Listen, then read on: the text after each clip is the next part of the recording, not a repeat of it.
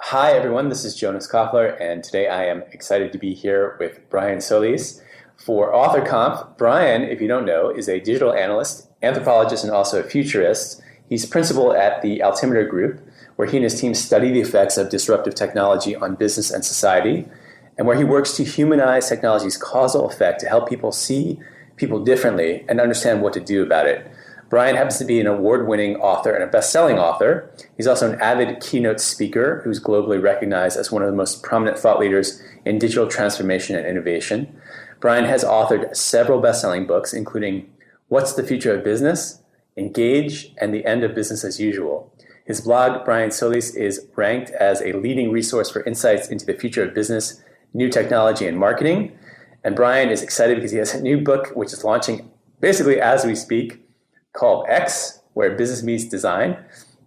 And Brian, excited to have you. How are you doing, man?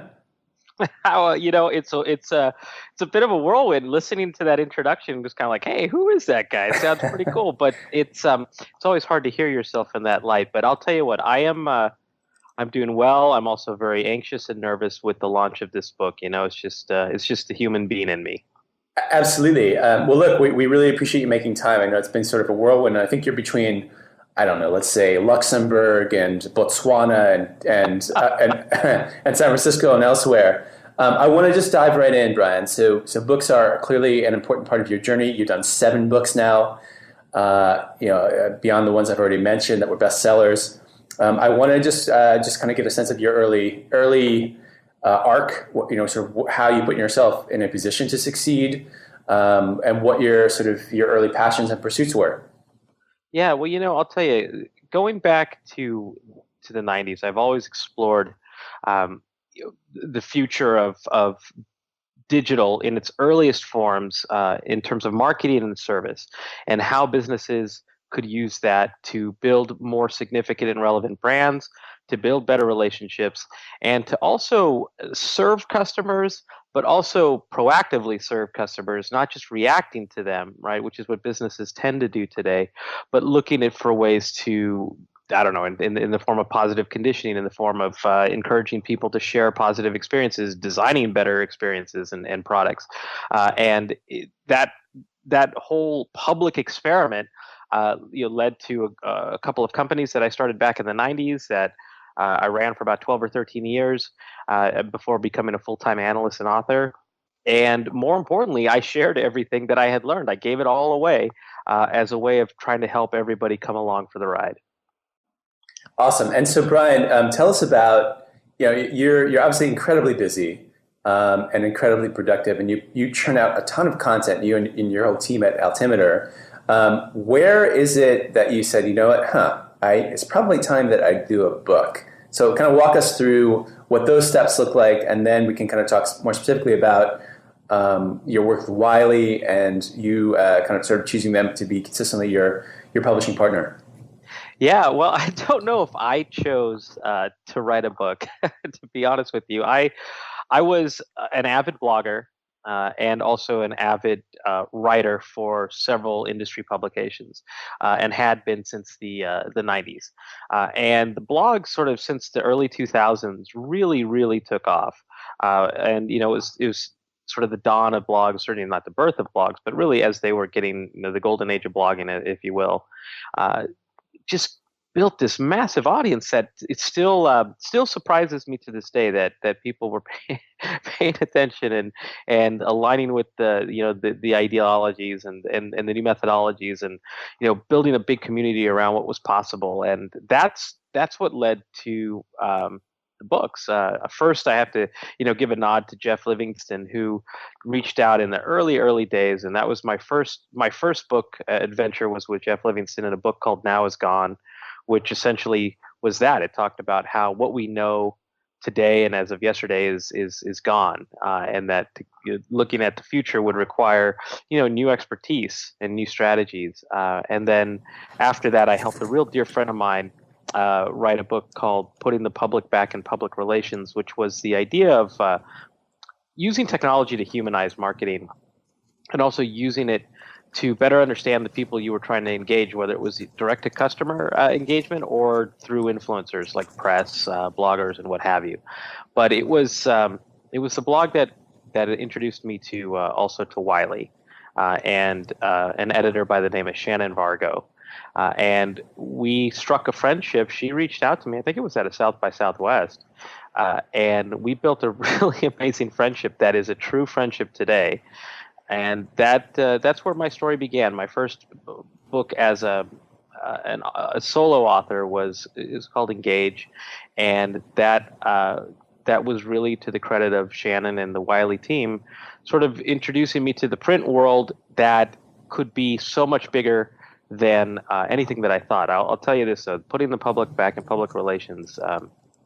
Still to this day, all of these books actually still I see tweets about them and posts about them, and they're still used in universities around the world. So I'm very fortunate to have had the online world bring me to the print world.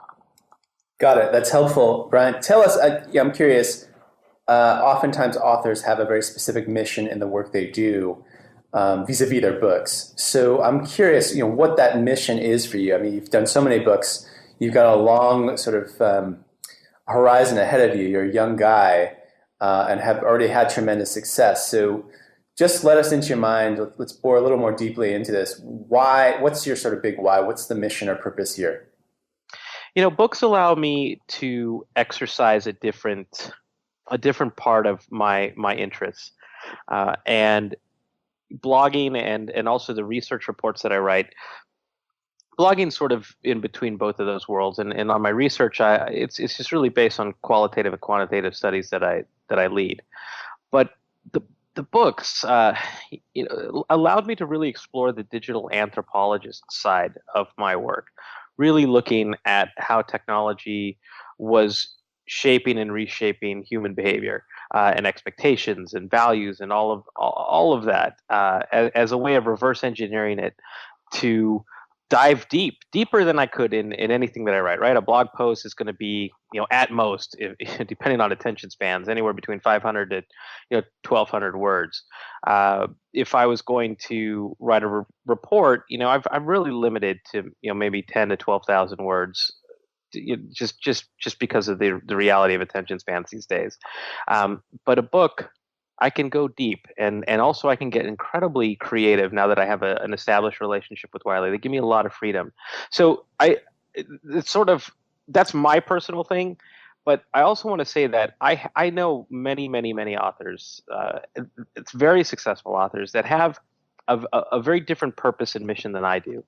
They use it to become bestsellers, to create tremendous personal brands and platforms under those personal brands, to generate significant wealth, to increase their value as a speaker and their demand as a speaker, and all of those things are really important. And so, those listening, I want you to understand that those are things that are absolutely valid and worth pursuing. They're just not the things that I go after. I go after this. I'm trying to change things and trying to rally people together to do it, because I can't do it by myself. And anything that happens as a result is sort of a byproduct of this mission of trying to drive change and also let people know that they're not alone in the change that they want to see in the world. Interesting, Brian. So there is, clearly there's a social impact desire there, and ethos.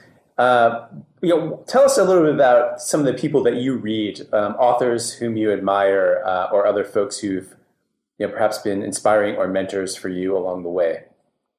Well, yeah, I mean, I read everything because I got the left lobe and the right lobe, and sometimes they're at odds just simply in the work that I do, and so I try to read everything from competing for the future, or the old ones that really moved me, like Only the Paranoid Survive, or Guerrilla Marketing, or Crossing the Chasm, and then other things like A Movable Feast, or The Joke's Over by Ralph Steadman, or How to Win Friends and Influence People by Dale Carnegie, and then I'm looking at a stack of books just on the side of my desk of books that I hope to get to, but it's just sort of all over the place. But I also am part of this group called Silicon Guild, and it's a Silicon Valley-based group of local influencers or local authors that have had tremendous success, such as Dan Pink, um, Peter Sims, David Acker. The list goes on, and it's actually an incredibly humbling group of people that I get a chance to talk with and share stories with and share best practices with. But I have to say that I'm still learning. Even though this is my seventh book, I haven't cracked the nut. Every day that I think about what I'm going to write or what the next book I need to do is or the next promotion I need to get behind, I'm constantly reminded that there's so much to learn. And there are people out there that are incredibly savvy, not just as authors, but also as marketers. And I think that's the big thing that any author needs to know is that writing the book is just one part. It's really making sure that the world knows about it, buys it, reads it, and talks about it. And we can certainly get into that, Brian, because I think you are in a very unique place as an influencer and also someone who is kind of cross-pollinated across platforms and also has really astonishing access. And anyone who goes to your YouTube channel can see that you are know, liked, and trusted by some incredible celebrities, for example, and other business leaders. I do want to hear about that a bit and how you've been able to build your platform and able to attract these types of personalities. You know, it wasn't it wasn't intentional. Um, in that they're just sort of things that happen because they a lot of celebrities that you've seen on my YouTube channel or that I've had on stage with me or that I've done work with have read my work, and it's also incredibly surprising and humbling when when they reach out and kind of let you know that. But at the same time, I feel the same way about anybody who tells me the impact that my work has had on their work or their lives. But yeah, that's led to a lot of relationships, many of which I still have today, from Ashton Kutcher to Russell Brand to Billy Corgan of Smashing Pumpkins to Peter Guber, to Katie Couric, to Adrian Grenier, to Adam of Counting Crows. It's just, I don't know. It's just, I'm just very lucky, but I it's easy to see that as sort of achieving a level of success. The way I viewed it is that these are all individuals who share sort of aspirations of every one of us, and that is, how do I find relevance in an increasingly digital world? How do I build communities and engagement in these online communities that are quickly assembling away from the physical realities that I once knew, and that's my world. And if you're a celebrity, or if you're just an aspiring professional, or if you're a student, I give everybody my equal passion, and it's just had a very interesting impact. So by that I mean I haven't leveraged those celebrity relationships in ways that other authors might, in the terms of, for example, marketing, co-promotion, etc. And that is because in the great irony of this is that even though I write about the future of marketing, the future of digital, the future of business, I am not my own best marketer. Interesting, Brian. I'm curious. So let's just stay with that for a second. I want to get a handle on sort of the access, because I think this is a big mystery and a pain point for authors. So, clearly you're an authority, but I'm wondering early on if, how much of a challenge it was to get access to some of these folks now. And did you do it through, offering to interview them in your books, or as just a matter of course of the research that you do at Altimeter, or like how, what is the genesis for a lot of these relationships? Did they seek you out based on these books, or based on other introductions, or word of mouth, or how did that happen? Yeah, so that's, I'll tell you, there's two answers to that. There's the answers of those who I know, very, very famous authors who have pursued relationships relentlessly with many celebrities that they felt that would help their careers, whether it was quotes, whether it was joint promotion, whether it was joint stage time, or videos. And that's certainly one way to do it. I'm a bit more of an introvert, to be honest with you. And I found ways to make sure that my work was seen by all of the right people. And that was something that I didn't go into this to become a thought leader. I didn't go into this to become an author. I didn't go into this to have celebrity friends. I started sharing and giving away everything because I was alone. I felt in my mission to change the future of business, the future of marketing, the future of customer service, the future of design, and I tried to not just put these things on my platforms. I also was very tenacious about getting these thoughts very crystallized, but also thinking through, not just talking around it or not just capitalizing on buzzwords and trends, but thinking through what was happening and what we needed to do about it, and then more so experimenting with it, Jonas. I I practiced what I preached, and I learned, and I shared, and I tried again, and I gave it all away, and I shared those things on platforms I didn't own. So I went to other communities, other blogs, other publications, and where I felt those audiences were right for those experiments, I shared it with them. And that's where I got the title of futurist, because I was always thinking about how does this play out 2, 5, 10 years from now, and what's the next thing? And that's what happened. That those audiences built, those celebrities were attracted to that work, and I hope it continues. But I haven't slowed down in any regard. I'm still as aggressive about all of these platforms as I was in the beginning. That's fascinating to hear, Brian. So, I mean, clearly you are driven or even sort of pulled by a deeper curiosity about the world that I think distinguishes you in a very interesting way. And I'm curious about, when you start experimenting among communities, and when you start asking the probing questions, and what the bigger implications are, and sort of how to integrate that and make that meaningful and useful for folks. How do you know definitively, when you're running these experiments, that you're onto a big idea, and a big enough idea that you can wrap an entire book around it? So in the case of X, the new book, this is 3+ years in the making. And this is a lot of energetic investment and intellectual commitment here. So tell us about how you shaped that idea, for example. How did you know you were onto something big? Oh man, I wish there was an easy answer to that. I didn't, to be honest. I was just passionate about it, and I was passionate about it because I noticed over and over and over again that the word experience was misused, underappreciated, and most importantly, misunderstood. And combined with my research, I get to see firsthand inside of organizations what they're doing and what they're not doing, and and you also combine that with a lot of the anthropology work around digital, and you could see where people are going. You could see what businesses are investing in their roadmaps, and I could see that there was just not enough alignment. So I was passionate about it. Um, Along the way, it's 3.5 years in the making, but along the way, I've watched several authors out there capitalize on trends, which isn't necessarily the best thing for businesses, because I think it distracts them from the real work that they need to do often.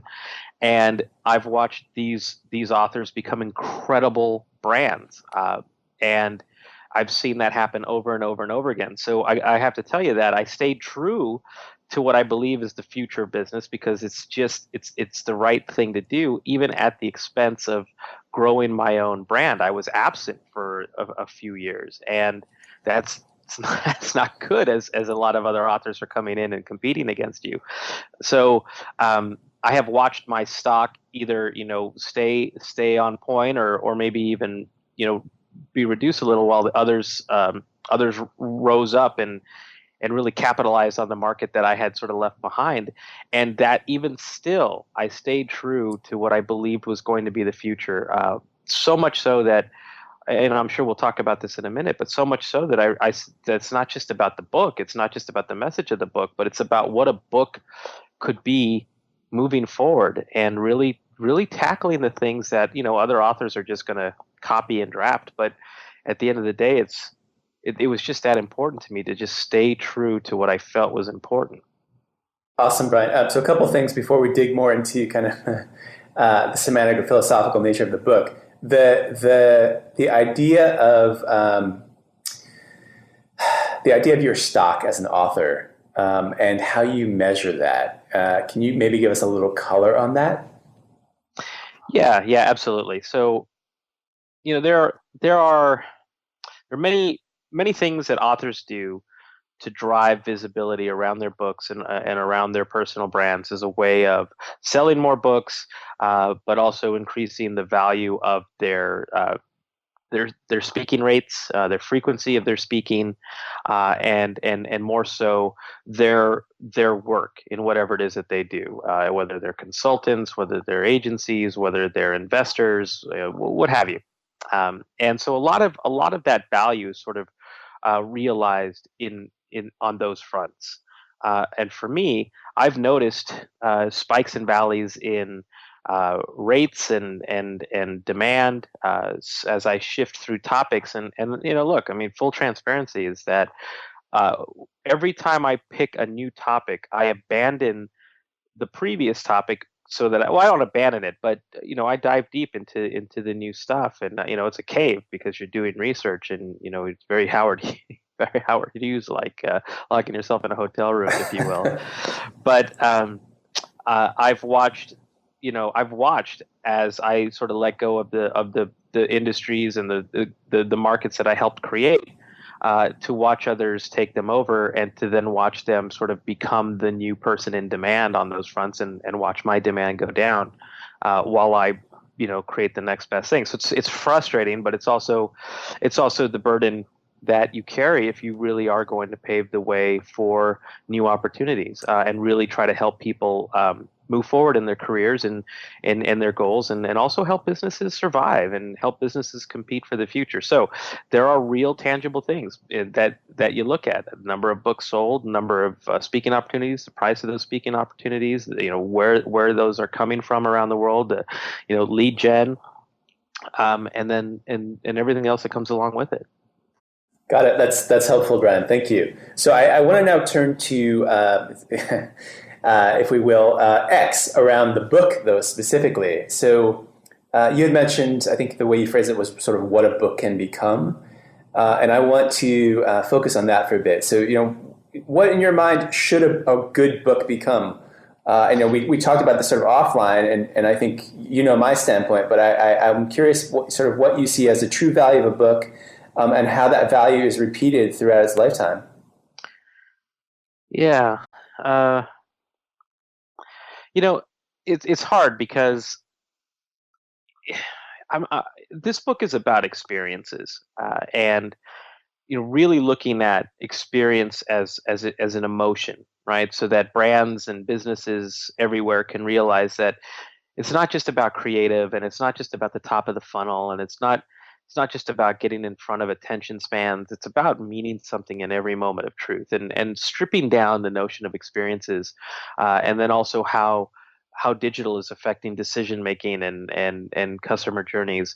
I was just learning so much that I knew I wanted to share that in a book, and I found it incredibly ironic that I was going to do this uh, in a traditional book format. Same. They're all this.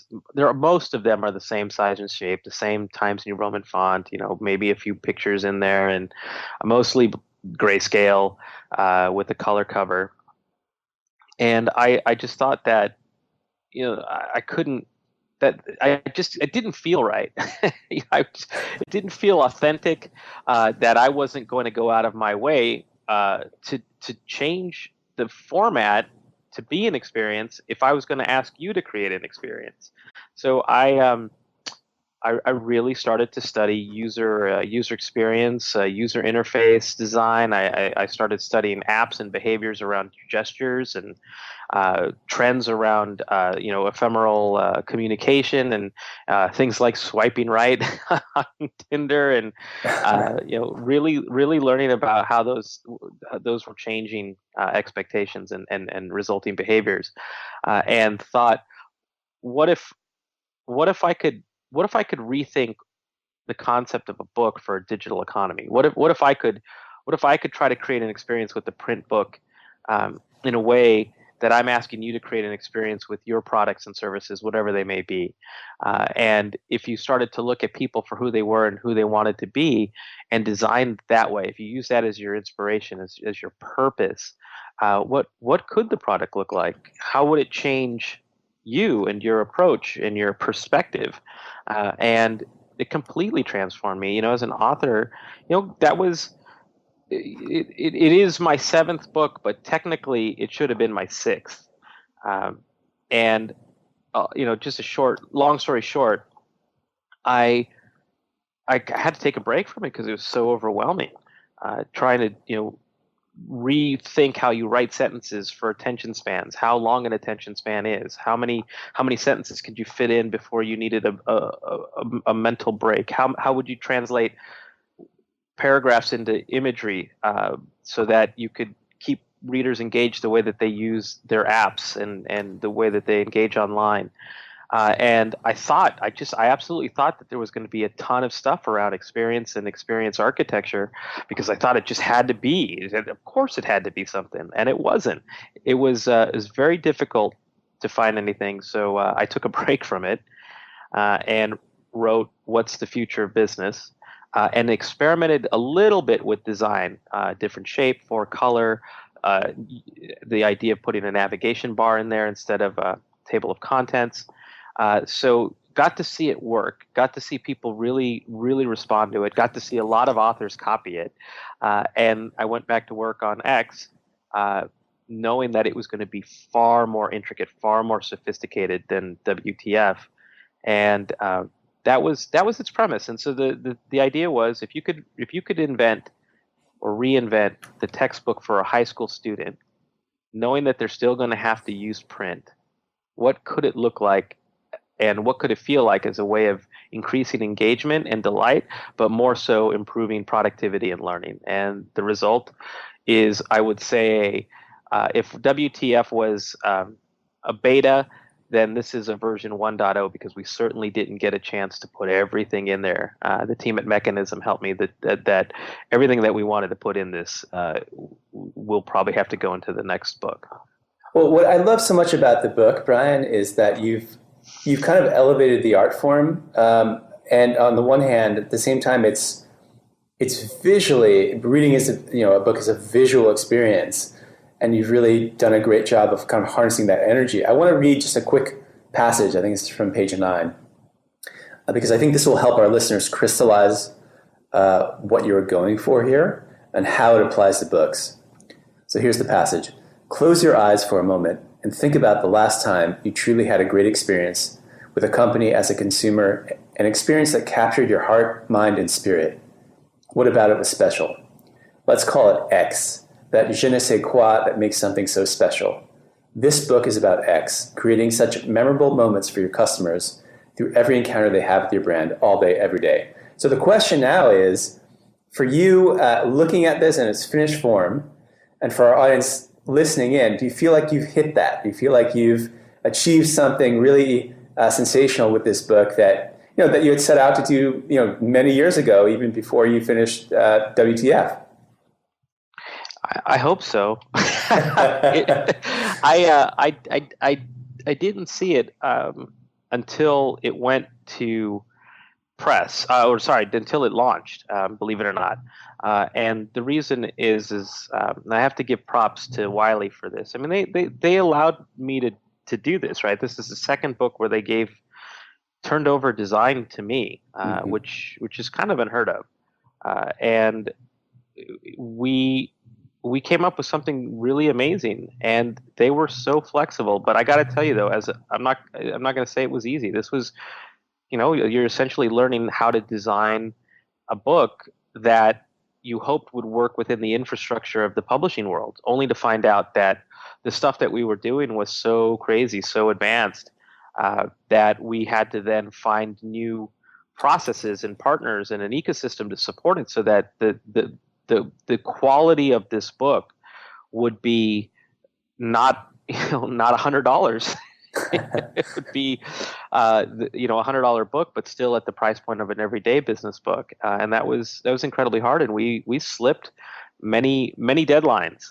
This book got pushed back several times, and we didn't. I don't know. For those who've written books and for those who haven't written books, the thing to know is that when you turn over your book, it takes another 6 months for you to see it in the market on average. And we turned the files in as we were printing, and Wow. just in September we were still printing, and now the book's on the market, and it's a pretty big phenomenon. Just a month later, I mean, we really blazed new trails here. So the answer is to your question, it hasn't even hit me yet, man. Fair enough. Fair enough. Well, I'm curious, Brian, what goes into creating a book of this magnitude from an aesthetic standpoint, a production standpoint? How many people did you have? An art director that you hired? Just give us a sense of the design process and the collaboration. Yeah, well, I have real good friends in an agency, a New York and San Francisco based agency called Mechanism, and I would say that they're on the forefront of this whole idea of digital storytelling, from traditional advertising, right? Because they still do Super Bowl commercials and what have you, but also real cool interactive stuff online and in apps. And so I had great partners in them. We share the same vision. We've actually done a lot of work together in the past. And what a lot of folks don't know about me is that I secretly have and will always experiment in new formats and testing them, with a lab coat on, with brands, to see what I can do and what I can get away with, all while doing my everyday work as a way of inspiring, me as a content producer, both writing and then in terms of design. So I will say that I took the bold step to become the art director on this project because I felt like anything less would be inauthentic, and I partnered with a gentleman by the name of Patrick over at Mechanism, and the principals over at Mechanism, to go through what we wanted to do and then have every aspect of it designed. So you start with a style guide and a treatment, but overall we started with what the book is really about, which is experience architecture. Know who people are and how they want to interact and what their values and expectations and behaviors are, et cetera, but also where that could go so that you can lead them to this beautiful experience that you design, what you want them to feel, what you want them to think, what you want them to share, and then let it become their world. And those were the types of conversations we had. We literally went through this whole process of experience architecture. The X that's on the cover of the book is actually 7 layers of plexiglass that was hand cut to be something that we shot on top of a television set to illuminate it, so that we could really make this a whole physical meets digital meets experiential world. And that was the process. It was really intricate. It was very much all of us learning as we went. Mechanism helped me with WTF, and I would say that was hard then, but this there were times where I thought this book was never going to make it, and but I wonder why you say that. but we were learning as you went, and you're breaking things as you go, and hoping to find ways to fix them, with everything being at the last minute. And I got to tell you, it was both a frustrating but beautiful experience, because it is. I mean, you would think this is a cocktail book, and that a cocktail table book, and that almost demeans all of the science and design, user experience principles that are in it. But it's quite special. It just even talking to you right now is starting to get a little bit of emotional, because it is real, and it is the result of some really crazy thinking and even more diligent work to get people to buy in and see books differently. I think it's beautiful, Brian. I think I want to applaud you and your team on your inventiveness and the imagination that went into it. And also, Wiley, I think, has done a great job allowing you to kind of shepherd this and giving you the space to sort of to breathe in, to kind of reconceive what a book can be. So kudos in that regard. I know you have a plane to catch, Brian, so I just want to ask you a couple more quick questions. One is, for our authors out there who are interested in the aesthetic experience and really want to create something that resonates not just in a short-term way, but that sits on a shelf and can be revisited again and again, has that timeless quality. What are just a few things that they should think about, or any recommendations you might have for them, both from an ideation standpoint and a design standpoint? Yeah. All right. So the first thing is, I saw this with a lot of copycats with WTF, and I know I'm going to see this with a lot of folks with X. Don't try to copy the shape. You know, the WTF was inspired by the experience that you had on some of the earlier smartphones, and X is modeled after an iPad Air 2, since it was a much more common screen format. And I think people made the mistake of thinking the book was just, color and a different shape, but still wrote the book the way that they would have written the book in a standard format, if that makes sense. And so they underestimated why design is important. Don't get caught up in the fads of what look like inventiveness for the sake of being part of the movement. Be as an author, you should think beyond just being an author. You should think of your book as an experience. It's not just something that people should read. It's something that people should hold on to and cherish. And it should be part of their lifestyle. It shouldn't start to go against their lifestyle. And to do that, you don't have to be an artist. I don't think I'm an artist. I just visualize what I wanted people to learn and do and share. And that's just passion. And I got to imagine that as an author, you would have that passion too. So if you really want to approach it in a similar regard, at least from an aesthetic standpoint, find things you like, not just books. Find things you like, posters and print and pictures, and give those to your designer and share with them why you like that, and be collaborative with them. Because your biggest inspiration is not going to come from other books.